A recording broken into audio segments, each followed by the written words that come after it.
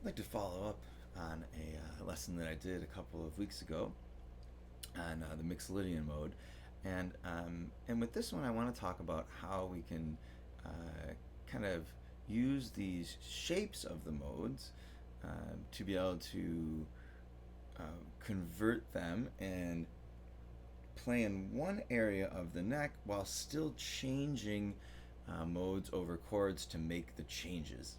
So in this example, for this concept, I'm going to use a G blues, which is a really common blues for guitar players, right? And I think a lot of us would, rightfully so, use the G pentatonic.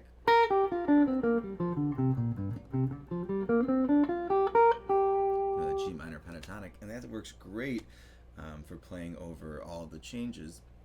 But that doesn't necessarily make each change. It doesn't necessarily really tell the listener when I am on the 1, the 4, or the 5 chord.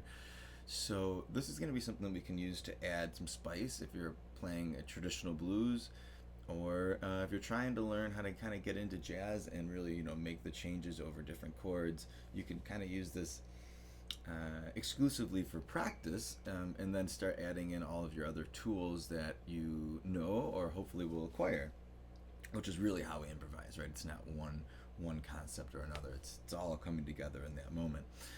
So we talked about last time how the Mixolydian mode is a collection of notes that is kind of a snapshot or an area of another collection of notes, right? So, for instance, G Mixolydian is really playing from G to G in the key signature of C major, so no sharps or flats, and it's the weighting note in it is G in this instance. So the G chord, or the note G, all the notes will relate to that in some way.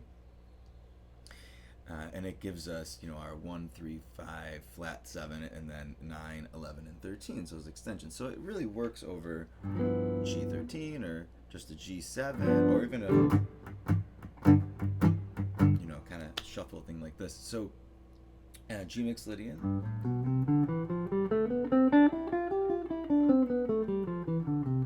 That's a shape that we know of for that, right? And we said it comes from C major.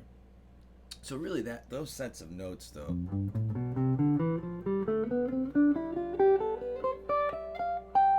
right, could be played all over the neck, and it doesn't have to just be a shape. But it's really useful on the guitar to see these in shapes because it helps us memorize them, and see the relationships of the notes a little bit better, I think. So if we're going to take that concept now, and we're playing a blues, well, our 4 chord is going to be C7 or C9 or C13, right? And we're going to, if we were to move or take that scale using what we just know of the Mixolydian mode so far, we're going to have to jump all the way up here. And that doesn't give us, a really good chance to create smooth lines that connect together nicely, especially when going from chord to chord. It's very jumpy, right? And then for D7 or D9, we're going to be all the way up here. Now, it's a good start, to know that, but I think what's really helpful is once we get a handle on the shapes of all of our modes, we can start converting them to be able to play them in one area of the neck, depending on what set of changes we need to play over. So in this case, we're going to stick to this area of the 3rd fret, and if we can kind of get everything to be a root of G, it's going to be easier to see. So C7, C Mixolydian, comes from F major, and F major has 1 flat, B flat, and it has its own modes, right? So the 1 is major, F, and then the 2 is going to be Dorian, just like every key, but it's going to be G Dorian. So G Dorian will be the same as C Mixolydian.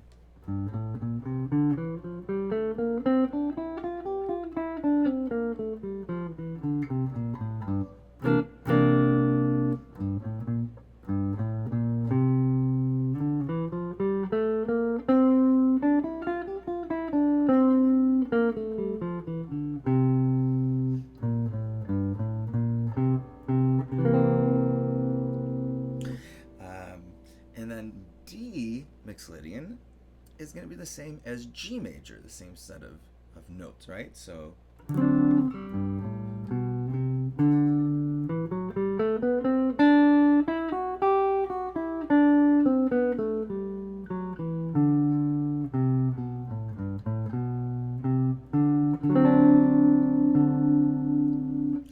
now I'm all in this one area of the neck. So if I want to play over the changes, the one chord, 4, 1,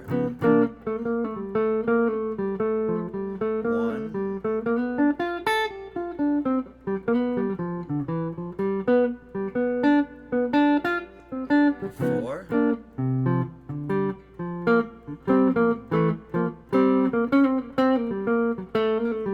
1.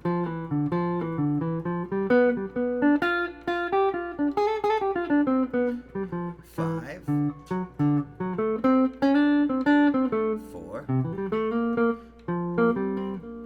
1.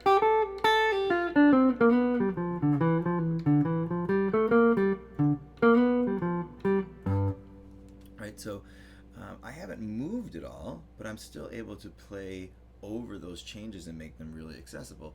So, if I'm playing just over a traditional blues, I can still add this in. So, if I'm playing a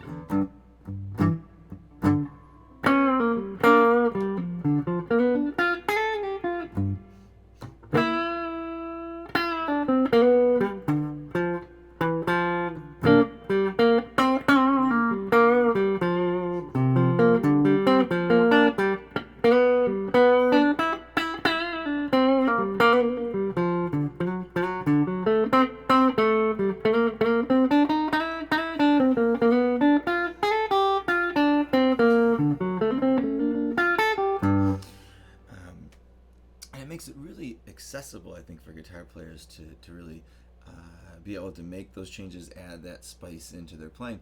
But also, if we know this concept, then if I'm playing over a C7 chord and it's just a static funk thing like Sissy Strut, for instance, I'm just kind of vamping on it.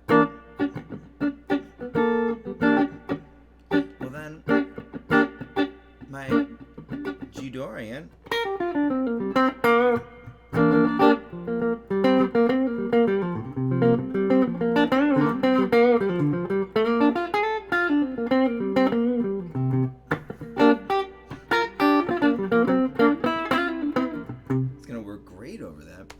the same thing if I'm playing, a D7, I can say, well, then A Dorian will work over that. Again, if this is a static groove.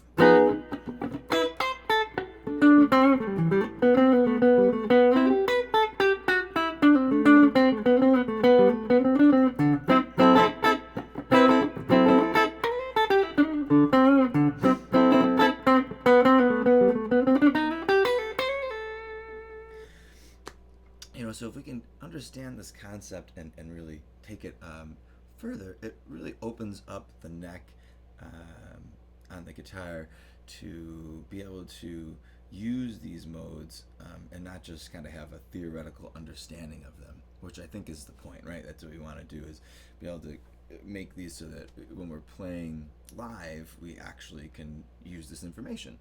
And by putting it in one area of the neck, we see what notes do change, which is really key to being able to accentuate when I'm on a change. And also, it's just much easier. I'm not having to think of each note. I just know those are all, I can just listen and use my ear and follow that, but know that that pattern is going to lead me in the right direction. So, I hope this helps give a little bit more clarity and to the modes and makes them more usable, especially for guitar players. And if it does, and you'd like to explore this a little bit further, or some concepts maybe that like this, that are more personal to what you're working on, I would love to help you out if you want to do some Skype lessons, or just email me a question. So drewazzinaro.com. You can hit me up on Facebook or shoot me an email, and I would love to see if I can bring you some clarity or ideas to what you're working on, and take these ideas a little bit further. And also, I'll be putting up some more videos, so keep checking them out, and please share them if if it seems to give you some cool ideas and new information. Thanks.